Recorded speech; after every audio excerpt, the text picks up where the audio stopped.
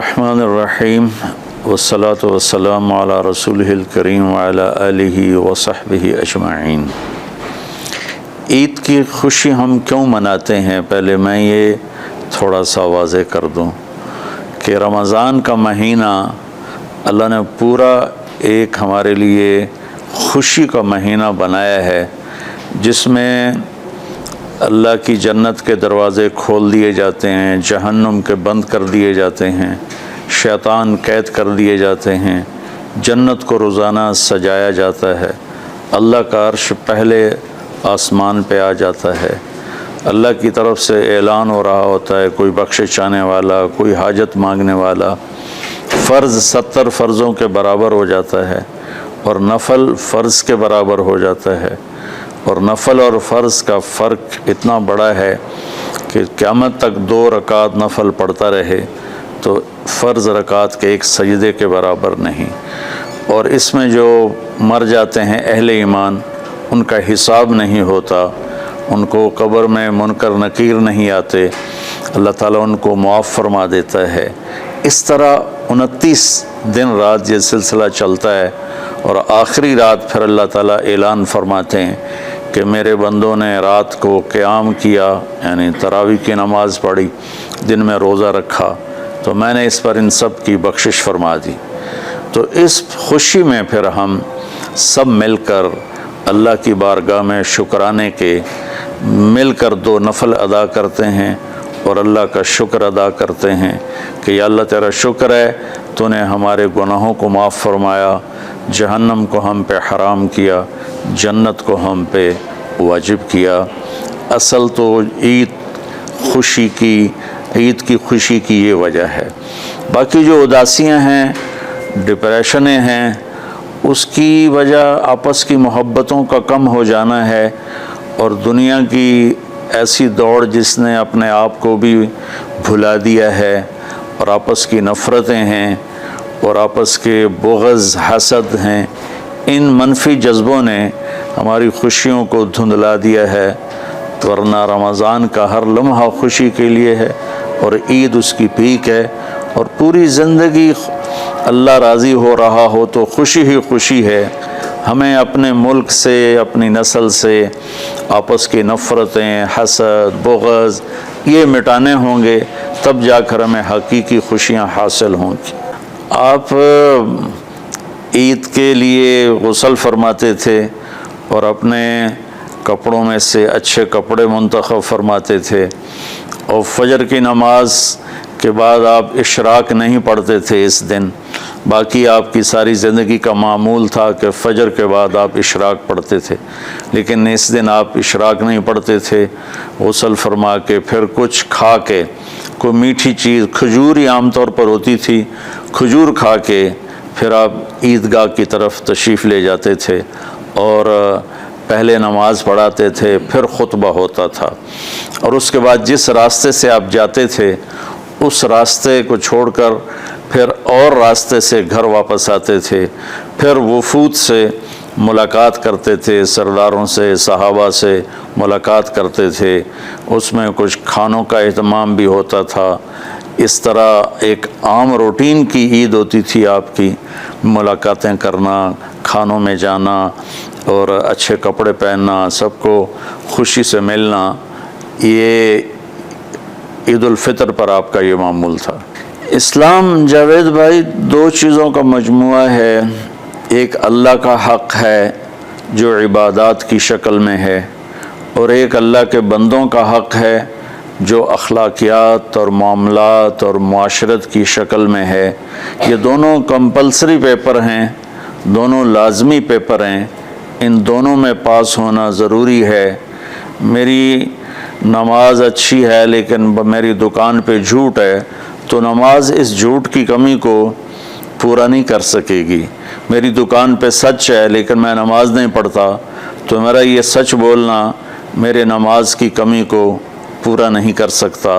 اللہ کے نبی نے دنیا سے جاتے ہوئے 2 لفظوں میں سارا دین بتا دیا تھا۔ جب آپ کے جانے کا وقت قریب تھا تو آپ 2 لفظ دہرا رہے تھے، الصلاۃ وما ملکت ایمانکم، میری امت میرے بعد ایک نماز نہ چھوڑنا، اور ایک امت کے غریب مسکین لوگوں سے، نوکر غلاموں سے اچھا سلوک کرنا، یہ دو الگ الگ ڈیمانڈ ہیں۔ جیسے پانی پینے سے روٹی کی کمی پوری نہیں ہو سکتی اور روٹی کھانے سے پانی کی کمی پوری نہیں ہو سکتی، یہ دونوں الگ چیزیں ہیں۔ اخلاق کو عبادت کی کمی پر نہیں کر سکتی، اور عبادت کی کمی اخلاق کو اور اخلاق کی کمی کو عبادت پورا نہیں کر سکتی۔ ان دونوں چیزوں میں پاس ہونا ضروری ہے، تب جا کر ایک معتدل معاشرہ وجود میں آتا ہے۔ پوری امت اس چیز کا شکار ہے، چونکہ جب بددیانتی اور جھوٹ اور ظلم عام ہو جاتا ہے تو پھر اس میں پورا معاشرہ ہی گناہگار اور مجرم بن جاتا ہے، صرف حکمرانوں کی بات نہیں رہتی۔ یہ تو ایک سوال کا جواب موسیٰ علیہ السلام کو اللہ نے دیا کہ اللہ تعالیٰ سے انہوں نے پوچھا، یا اللہ جب آپ راضی ہوتے ہیں تو اس کی کیا نشانی ہے؟ تو اللہ تعالیٰ نے فرمایا کہ میں بارشیں موقع پر دیتا ہوں، حکومت سمجھداروں کو دیتا ہوں، پیسہ میں سخیوں کو دیتا ہوں۔ تو پھر انہوں نے پوچھا جب آپ ناراض ہوتے ہیں تو اس کی کیا نشانی ہے؟ تو آپ نے فرمایا، اللہ تعالیٰ نے فرمایا کہ بارشیں بے موقع کرتا ہوں، حکومت نااہلوں کو دیتا ہوں، اور پیسہ میں بخیلوں کو دیتا ہوں۔ تو جب معاشرے میں عمومی بگاڑ پیدا ہوتا ہے تو اس کا اثر پھر اس شکل میں ظاہر ہوتا ہے، کبھی کسی اور شکل میں ظاہر ہوتا ہے۔ اس چیز کے مجرم نہ صرف حکمران ہیں، نہ صرف بخیل لوگ ہیں، بلکہ تمام طبقات امت کی اجتماعی کوتاہی میں یہ حالات اللہ کی طرف سے پیدا ہوتے ہیں۔ اس میں ہم سارے ہی ایک دوسرے کو مجرم ٹھہرانے کی بجائے اپنے اپنے گریبانوں میں جھانک کر دیکھیں کہ تجھے کیوں فکر ہے اے گل دلے صد چاک بلبل کی، تو اپنے پیرہن کے چاک تو پہلے رفو کر لے، وفی انفسکم افلا تبصرون۔ ہر آدمی اپنے عیب دیکھے، اپنی کمیاں دیکھے اور انہیں دور کرنے کی وہ کوشش کرے، تو پھر ایک خوبصورت معاشرہ تشکیل پا سکتا ہے۔ کہ میں اس عید کے خوشی کے موقع پر اپنی قوم سے ہاتھ جوڑ کے اپیل کروں گا کہ جھوٹ بولنا چھوڑ دیں، دھوکہ دینا چھوڑ دیں اور ظلم کرنا چھوڑ دیں۔ مذہبی نفرت نے ہمیں تباہ کر دیا، سیاسی نفرت نے ہمیں تباہ کر دیا، صوبائی قومی نفرت نے ہمیں تباہ کر دیا، آپس کی رنجشوں کی نفرت نے ہمیں تباہ کر دیا۔ میں ساری قوم کے سامنے جھولی پھیلا کر چاروں صوبوں کے رہنے والوں سے اور ہر مکتب فکر سے متعلق اہل ایمان سے یہ درخواست کرتا ہوں کہ آئیں ہم سچائی کو اپنا ساتھی بنائیں اور دیانتداری سے اپنے آپ کو آراستہ کریں اور انصاف کا ساتھ دیں، نہ ظالم بنیں نہ ظالم کا ساتھ دیں۔ ایک حدیث سنا کے بات ختم کرتے ہیں۔ میرے نبی وضو فرما رہے تھے تو صحابہ آپ کے وضو کا پانی گرنے نہیں دے رہے تھے، نیچے سے لے کر کوئی پی رہا تھا، کوئی منہ پہ مل رہا تھا۔ تو آپ نے فرمایا ما یحملکم علی ھذا، یہ کیا کر رہے ہو؟ وہ کہنے لگے یا رسول اللہ، اللہ اس کے رسول کی محبت میں کر رہے ہیں۔ تو آپ نے فرمایا میں تمہیں بتاتا ہوں اللہ اس کے رسول سے محبت کرنے والا کون ہوتا ہے۔ فَلْيُسْتِقِ الْحَدِيثَ اِذَا حَدَّثَ، اللہ رسول سے محبت کرنے والا وہ ہوتا ہے جو ہمیشہ سچ بولتا ہے۔ فَلْيُؤَدِّ الْأَمَانَةَ اِذَا تُؤْمِنَ، جو ہمیشہ امانت داری سے کام لیتا ہے، کبھی دھوکہ فراڈ نہیں کرتا۔ فَلْيُحْسِنْ جِوَارَ مَنْ جَاوَرَهُ، اور جو ہمیشہ اپنے پڑوسیوں کے ساتھ اچھا سلوک کرتا ہے، پڑوسی اپنے ہوں، غیر ہوں، مسلم ہوں، نان مسلم ہوں، وہ ان کے ساتھ اچھا سلوک کرتا ہے۔ یہ تین نشانیاں ہیں عشق رسول کی۔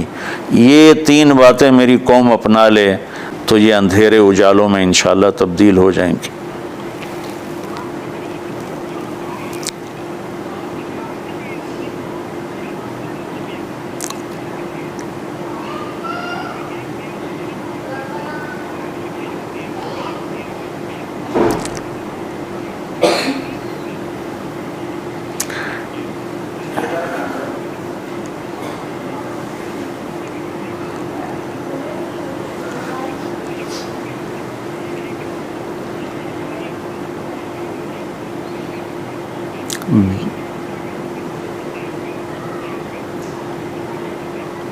بل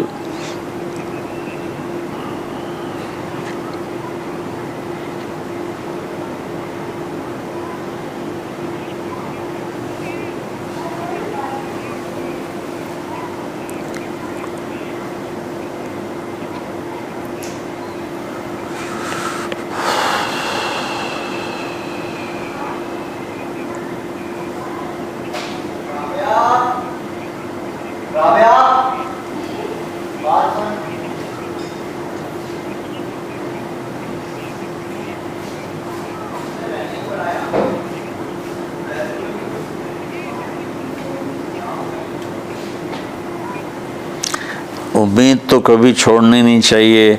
جیسے دیکھیں مریض کے ساتھ ڈاکٹر آخری حد تک جان مارتا ہے، اس کی جان بچانے کی کوشش کرتا ہے، پھر باقی جس کے نصیب میں موت ہوتی ہے وہ مر جاتا ہے، لیکن ڈاکٹر کبھی بھی اس وجہ سے نہیں چھوڑ دیتا کہ یہ مر جائے گا.